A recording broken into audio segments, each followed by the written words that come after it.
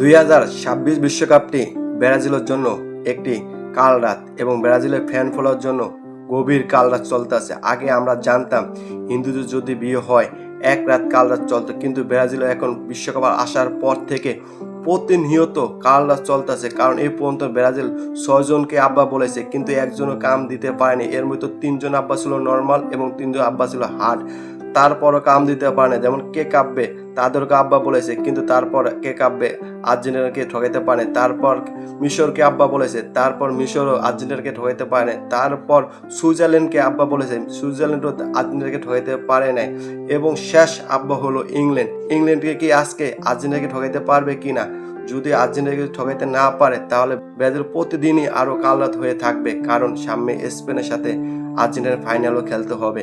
তখন আব্বা বলতে হবে স্পেনকে, কিন্তু স্পেন আব্বা বলে মনের থেকে বলবে না। এই কারণে স্পেনকে তারা সবসময় দেখতে পারে না এবং আর্জেন্টিনাকে দেখতে পারে না।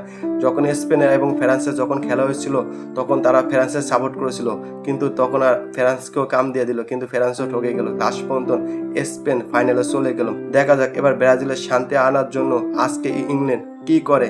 যদি আজকে শান্তি না আসে তাহলে তারা বাসায় ঠিক মতো ঘুমাতে পারবে না এবং কোলবালিশ দিয়ে প্রতিনিয়ত তারা কান্না করে। এই কান্না কেউ দেখে না, বুক হারা কান্না। কিন্তু আর্জেন্টিনা চিন্তা করছে যদি বিশ্বকাপ জেতার পর এবার কোনো খেলা হয় তাহলে একটি ম্যাচ হারবে, হারার পর ব্রাজিল ভক্তদেরকে খুশি করবে এবং তারা যে ঠিকমতো ঘুমাতে পারে, ঠিকমতো খাওয়া দাওয়া করতে পারে এবং ঠিকমতো খাওয়া দাওয়া করতে পারে।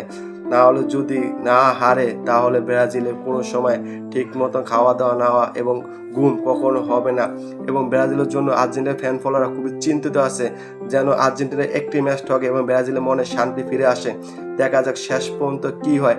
আজকে ইংল্যান্ডের সাথে আর্জেন্টিনা জিততে পারে কিনা। যদি আর্জেন্টিনা জিতে তাহলে ব্রাজিলের ভক্তদের খুবই একটি দুঃখজনক রাত যাবে।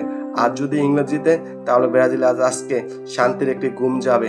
দেখা যাক কি হয় আজকে শেষ পর্যন্ত।